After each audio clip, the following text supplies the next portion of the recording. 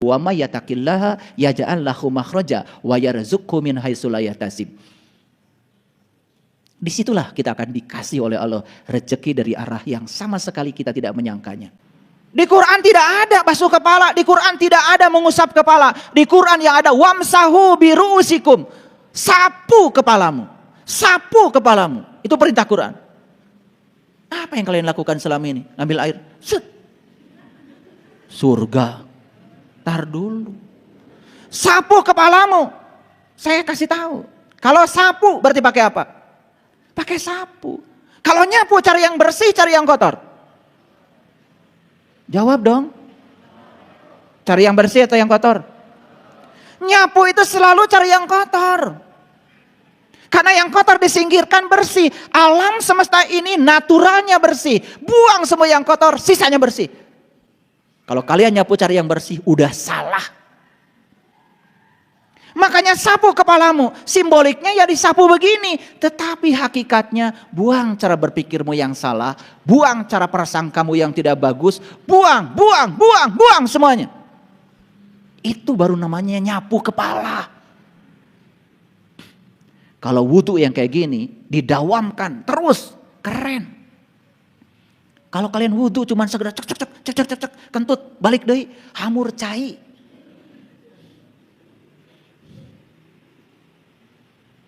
Ngerti maksud saya? Ini persoalan besar ini. Karena apa? Kita selama ini menggunakan ukuran yang salah untuk mengukur kesucian kita. Kesucian kita diukur dari ukuran-ukuran yang salah. Mari kita buktikan. Orang suci itu bahagia. Kalau kita belum bahagia hari ini, gak suci. Gitu aja kok. Dan kita urut. Kenapa saya tidak bahagia? Oh ternyata karena saya masih rakus dan tamak terhadap apa yang saya ingin. Tidak pernah selesai, tidak pernah puas. Itu sumber penderitaanmu. Itu yang membuat kamu mencapai ketidakbahagiaan. Lalu sekarang kita buktikan. Maka rugilah orang yang mengotori jiwanya. Ayo kita buktikan. Ketika kita kotor jiwanya. Jiwa yang kotor menghasilkan pikiran yang kotor. Pikiran yang tercela selalu menimbulkan penderitaan. Mari kita buktikan. Orang tadi datang padahal mau ngasih proyek.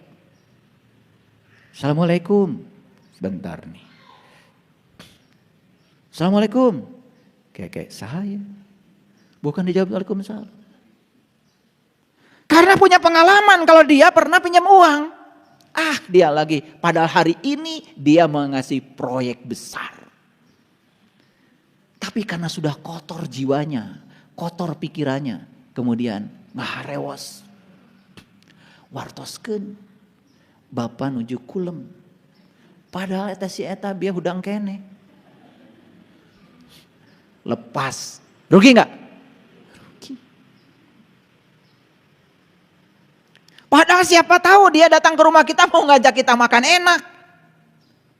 Tetapi karena sudah kotor jiwa kita. Bahkan ketika kita kotor pikirannya, kotor jiwanya, apa yang terjadi? Orang mau berbuat baik saja kepada kita disangka berbuat buruk. Apalagi berbuat buruk. Rugi gak? Terasa gak ruginya sekarang? Terasa gak ruginya? Jadi baca Quran tuh begitu. Bukan satu hari satu juz, kebanyakan. 2 ayat aja ini. Beruntung orang yang mencucikan jiwanya. Tanya dirimu, apa untungnya? Buktikan dalam dirimu, praktekkan. Apa sih jiwa yang suci itu apa? Oh sekarang saya sudah dapat pengajian. Ternyata cara mengukur jiwa saya suci. Apakah pikiran saya tercela atau tidak? Ketika pola pikir saya bagus, apapun menjadi membuat saya enak, itulah tandanya suci. Praktekkan dalam hidup. Oh untung. Dan ketika jiwa saya kotor, oh saya merasakan ruginya. Kan keren kalau ngaji kayak gitu. Bisa mengerti? Oke. Lanjut ke sini lagi. Jadi 3 cara mengukur kesucian jiwa. 1, terbebas dari ketamakan atau keserakahan terhadap yang diinginkan. Yang kedua, terbebas dari kebencian terhadap yang tidak diinginkan. Ada hal yang tidak diinginkan terjadi. Pahami.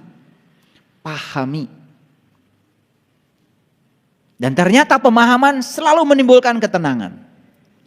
Rasa toleransi pada diri selalu menimbulkan ketenangan. Begitu dek segala sesuatu terjadi.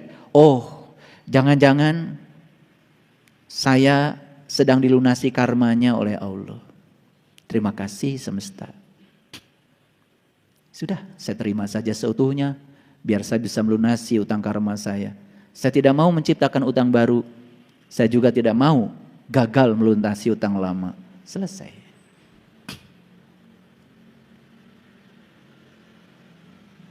Karena saya jelaskan berulang kali, tidak ada sesuatu yang datang dalam kehidupan kita secara tiba-tiba kecuali kita sendiri yang mengundangnya. Segala hal yang terjadi dalam kehidupan kita hari ini sebetulnya sedang mengingatkan apa yang pernah kita tanam di masa lalu.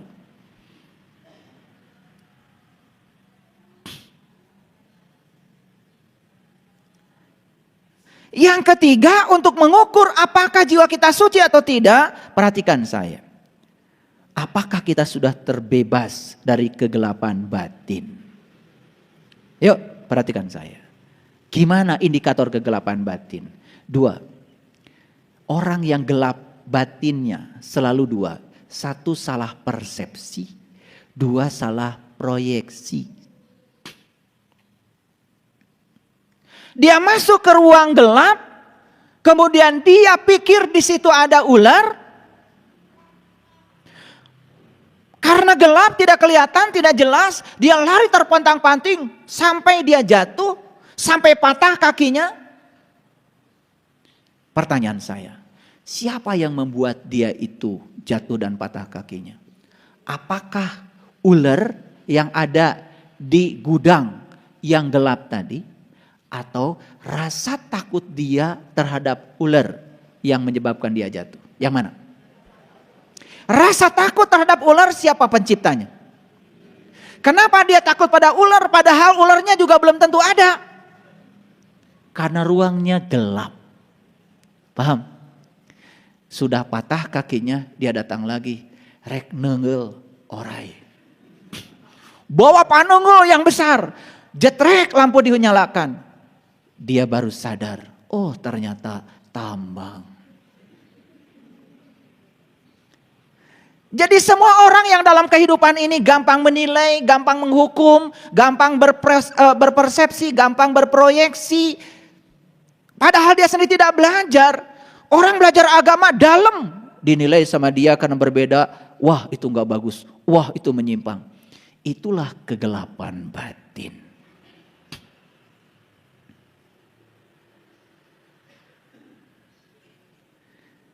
Lengkaplah sudah untuk mengukur kita sekarang. Apakah jiwa saya suci atau kotor? Yuk kita ulang lagi. 1. Apakah kita masih serakah kepada yang kita ingin? Yes or no?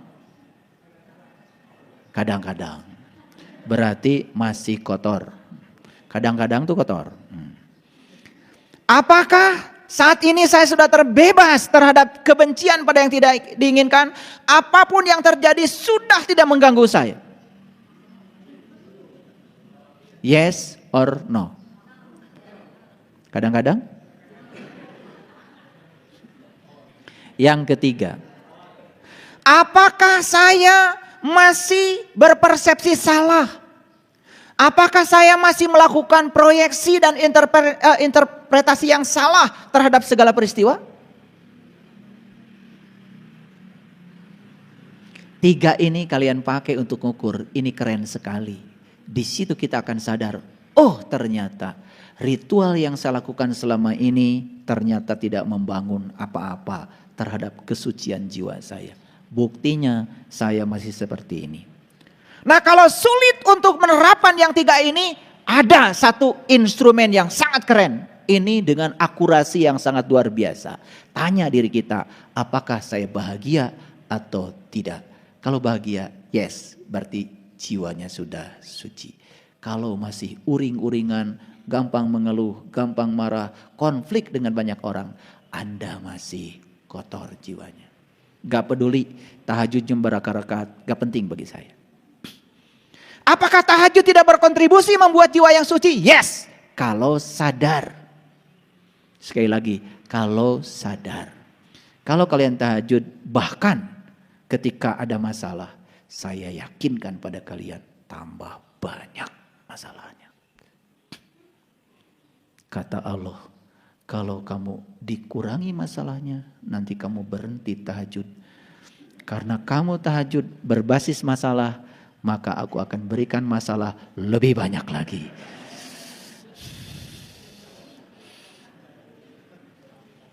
Ini yang kata Rasul, innamal amalu biniat. Amal tergantung pada niat.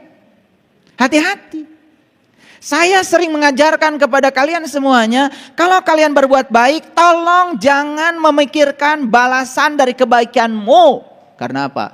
Kalau kalian memikirkan balasan dari kebaikanmu, maka kau akan mendapatkan sesuatu sesuai yang kamu pikirkan saja. Lalu Allah yang maha tak terbatas dibatasi oleh batasan-batasan pikiranmu. Makanya saya kasih tahu, kalau mau melakukan kebaikan, lakukan saja. Bahwa semesta nanti ngasih hadiah, alhamdulillah. Gitu. Saya kerja sudah 31 tahun. Saya baru saja kemarin dapat Satya Lencana dari Presiden atas pengabdian saya 30 tahun jadi dosen. Alhamdulillah. Selama 30 tahun saya tidak menerima gaji. Karena gajinya saya serahkan pada istri saya. Bahkan sampai sekarang saya tidak tahu berapa jumlah gaji saya. Yang pegang ATM dia, yang pegang kartunya dia, yang pegang mobil bankingnya dia, transfer ke saya, iya langsung ke dia. Jadi saya nggak tahu. Jadi saya terbebas dari pikiran bahwa saya bekerja untuk uang. Saya bekerja bismillahirrahmanirrahim karena saya sedang menjadi kepanjangan tangan Allah, menyampaikan cinta kasih Allah lewat peran yang diberikan pada saya menjadi dosen untuk menyampaikan ilmu kepada mereka yang butuh cinta kasih Tuhan. Itu saja. Hadiahnya adalah duit tinggal setiap tanggal 1 dan tidak usah dipikirkan tanggal 1 pasti datang.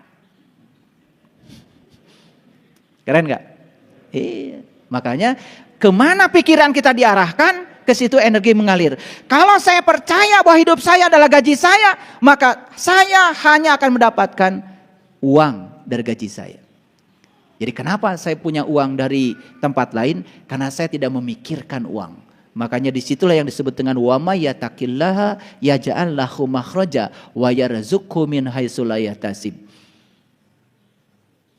Disitulah kita akan dikasih oleh Allah rezeki dari arah yang sama sekali kita tidak menyangkanya. Itu kalimat keren banget kalau bagi saya. Kamu akan diberikan rezeki dari arah yang tidak kamu sangka. Berarti kalau kita menyangka rezeki kita cuma dari situ, ya itulah rezekimu cuma segitu. Dari yang tidak disangka lebih besar, lebih berkah, lebih melimpah dari yang kita sangka.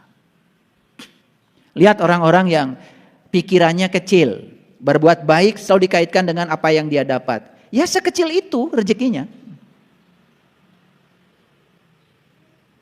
Ini kasih tahu nih, ilmu dari saya nih. Ilmu kaya yang luar biasa. Mulai sekarang lakukan kebaikan sebagaimana Allah melakukan kebaikan padamu. Tanpa ada harapan, tanpa keinginan. Wa ahsin kama ahsanallahu ilaika. Lihat, buktikan oleh kalian. Setelah kalian mengubah sudut pandang seperti itu, keberkahan mulai datang. Buktikan. Kalau ngomong itu jangan ngasal, buktikan. Buktikan. Jadi sekarang saya sudah kasih 3 instrumen untuk mengukur tingkat kesucian jiwa. Paham? Sudah bisa melakukan pengukurannya? Kalau tidak bisa menggunakan yang 3, cukup 1 saja. Gimana caranya? Apakah saya hari ini bahagia? Saya bahagia. Kenapa? Karena bahagia itu ternyata ada di pikiran saya. Karena pola pikir saya sudah bagus, apapun yang terjadi di luar, tidak ada benar salah bagi saya. Tidak ada baik buruk bagi saya. Semua yang terjadi saya yakin itu adalah kebenaran. Karena tidak ada satu peristiwa pun di belakangnya tanpa kehadiran Sang Maha Keberadaan. Keren. Sudah, enak jadinya. Nah, sekarang saya kasih tahu. Kalau yang tadi itu baru tahu. Kalau saya ini bersih atau kotor, suci atau kotor. Itu sekarang kita lanjutkan. Nah lanjutannya adalah bagaimana cara menyucikan jiwa. Bagaimana cara mencapai kesucian? Ini ada hubungan satu-satu. Perhatikan saya. Tadi indikator kotor bersihnya jiwa adalah pola pikir kan? Pola pikir yang dibangun oleh jiwa kan? Jiwa yang terkoneksi dengan Sang Maha Jiwa. Terkoneksi atau tidak? Nah sekarang, untuk melihat, untuk melatih. Apakah saya hari ini masih memiliki ketamakan dan keserakahan pada yang saya ingin? Latihannya adalah satu, melatih diri dengan kerelaan. Melatih diri melepaskan.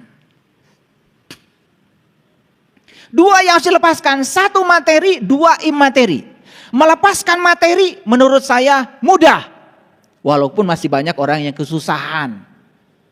Kalau kalian melepaskan yang materi saja susah, apalagi yang melepaskan yang imateri. Contoh, orang menyakiti kita itu imateri. Saya bisa melepaskan itu semua sampai saya bisa selesai dengan diri saya sendiri. Itu jauh lebih berat daripada melepaskan yang materi. Yang materi gampang kok melepaskannya. Jadi kalau kalian ini mohon maaf, materi saja melepaskannya masih susah, apalagi yang imateri. Kalau duit saja melepaskannya masih hitung-hitungan, apalagi memaafkan, jangan berpikir kejauhan. Itu sebabnya mengembangkan diri untuk melatih diri agar memiliki kerelaan dalam melepaskan yang bersifat materi dan imateri. Kuncinya 3. 1 pemahaman, 2 pemaafan, yang ketiga toleransi. Ini 1 pemahaman, 2 pemaafan, 3 toleransi. Seperti contoh saya tadi, ada orang berutang kepada kita, dia tidak bisa membayarnya. Sudah, bangun pemahaman, bangun pemaafan, bangun toleransi pada diri. Kalau ini yang 3 dibangun, apa yang terjadi? Insya Allah kita akan mudah sekali mencapai kerelaan. Kita mudah sekali mencapai yang namanya melepaskan. Contoh, kita sulit sekali melepaskan materi. Pahami oleh kita, materi itu apa? Misalnya uang. Yuk kasih pemahaman. Saya banyak uang buat apa? Ayo tanya pada diri kita. Saya mengumpulkan uang banyak buat apa? Yuk tanya pada diri kita. Bukankah semua yang kita kumpulkan akan ditinggalkan? Beri pemahaman diri. Yang akan saya bawa bukan yang saya kumpulkan. Yang saya akan bawa adalah yang saya bagikan. Yang akan saya bawa adalah yang saya berikan untuk menolong orang lain. Yang membuat orang lain bahagia. Pahami, pelepasan materi akan terjadi. Sekarang bagaimana kita memiliki pemaafan terhadap apa? Terutama terhadap segala hal yang bersifat imateri. Orang nyakiti kita, orang merendahkan kita, orang membuli kita, orang menghina kita, dan lain sebagainya. Itu imateri. Itu pun harus direlakan. Bagaimana cara merelakannya? Hubungkan dengan hukum karma. Saya yakin orang ini tidak datang secara tiba-tiba pada saya. Saya yakin kalau saya punya hubungan dengan orang ini. Saya yakin di kehidupan yang dulu mungkin saya pernah melakukan yang sama pada orang ini. Dan sekarang semesta sedang mengurai semua utang karma saya dan saya selesaikan di sini. Itu namanya pemaafan. Hati-hati, memaafkan bukan menghapuskan, tapi memaafkan mengambil pelajaran. Dan yang ketiga adalah toleransi. Jadi kenapa barusan ada musik lalu masuk di sini? Terima saja. Jangan-jangan dulu dia sedang kajian, saya nyanyi-nyanyi di kajian dia. Jadi saya terima saja, saya toleran terhadap dia. Makanya tidak perlu di stop, biarin saja. Jadi kalau di YouTube nanti ada yang dengar, kok ayah guru sedang ceramah kemudian ada dengar musik, itu karma saya. Tidak mungkin dia hadir di sini kalau saya tidak pernah melakukan itu. Makanya saya tidak terganggu sama dia. Makin kencang suara saya juga makin kencang. Ini namanya toleransi. Itu dibuktikan langsung, betul nggak? Apakah kita bisa menerima kontradiksi ini? Tidak usah saya keluar kemudian marah-marah. Kamu kurang ajar, saya sedang ngasih pengajian. Lalu mereka akan bingung pada saya. Ini yang ngaji kami atau Bapak?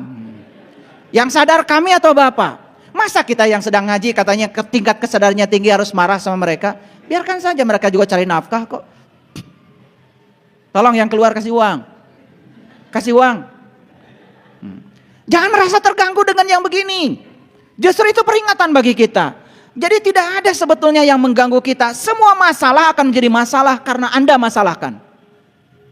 Apa masalahnya?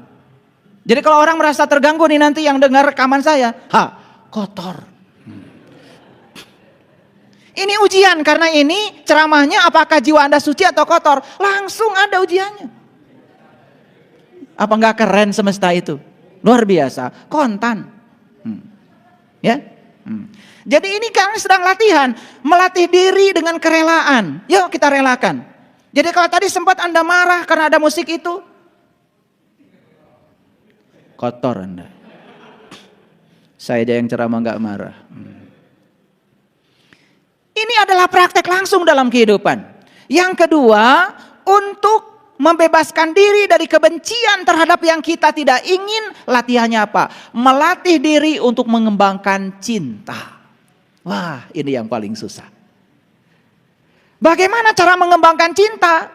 Harus ada instrumennya, harus ada medianya.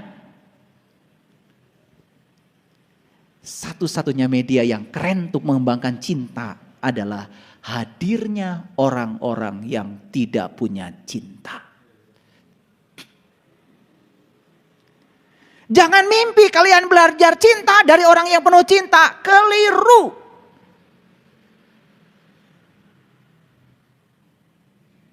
Jadi sekarang tanya pada dirimu. Kenapa saya kok dipersatukan dengan orang-orang yang semacam ini? Keras kepala. Kalau ngomong menyakitkan. Kalau ngomong selalu menusuk-nusuk. Merendahkan, menghina, bla bla bla dan lain sebagainya. Sekarang kau lihat, itu sarana semesta untuk mengembangkan cintamu. Kau lari dari mereka, gagal kalian mengembangkan cinta. Apa yang kalian lakukan selama ini? Hanya berteman dengan orang-orang yang baik padamu. Hanya berteman dengan orang-orang yang simpati padamu. Hanya berteman dengan orang-orang yang menyanjung-nyanjungmu. Itu gagal belajar mengembangkan cinta. Keren gak kehadiran mereka itu? Keren apa tidak? Sejak kapan bilang kalian keren? Sejak sekarang. Kemarin-kemarin boro-boro keren. Bawaannya manyun aja.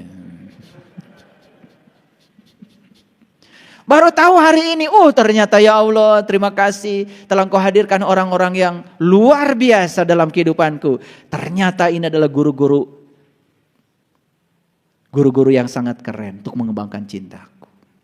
Lihat, sehari-hari kita berinteraksi. Saya sedang menyelesaikan urusan tanah BSI di Jelekong. Berinteraksi dengan si A, si B, si C, si D. Saya pandang mereka semua adalah guru-guru saya yang keren-keren. Saya tidak tolak kehadiran mereka. Saya ikuti saja. Kenapa? BSI jadi di Jelekong atau BSI tidak jadi di Jelekong, dua-duanya akan saya tinggalkan. Gak peduli saya. Yang akan saya bawa adalah pelajaran yang saya dapat selama proses membangun itu. Itu yang akan melekat dalam diri saya. Apakah di sana nanti akan terbangun gedung-gedung yang hebat? Gak peduli saya. Atau tidak jadi dibangun? Gak peduli saya. Yang penting hari ini saya bisa apa, itu yang saya lakukan. Dan hari ini saya berinteraksi dengan banyak orang untuk menguji kesabaran saya. Itu yang akan saya bawa kalau saya bisa ambil pelajaran. Makanya Anda bertanya sama saya, apakah Kampung Panisan BSI itu akan terbentuk berapa lama lagi? Pertanyaan yang tidak pernah saya jawab. Gak penting. Yang penting adalah apa yang bisa saya lakukan hari ini, saya lakukan. Saya berinteraksi dengan siapa saya hari ini, saya sabar. Saya layani semuanya. Itu yang akan saya bawa, itu yang akan mendewasakan saya. Bukan hasilnya. Jadi dibangun, gak jadi dibangun, dua-duanya akan saya tinggalkan. Yang enak dan yang gak enak, dua-duanya saya tinggalkan. Orang baik dan yang tidak baik, dua-duanya saya tinggalkan. Rumah saya bagus atau rumah saya tidak bagus, dua-duanya saya tinggalkan. Rumah kontrakan atau bukan kontrakan, dua-duanya ditinggalkan. Kata anak muda, so what? Gitu loh. Mau apa lagi? Apa yang membuat Anda masalah? Semua masalah adalah karena kita menciptakan masalah dengan pikiran kita sendiri. Jadi sekarang kalian tahu rumusnya. Semua masalah berawal dari jiwa yang kotor. Jadi kalau orang sudah jiwanya bersih, gak ada masalah.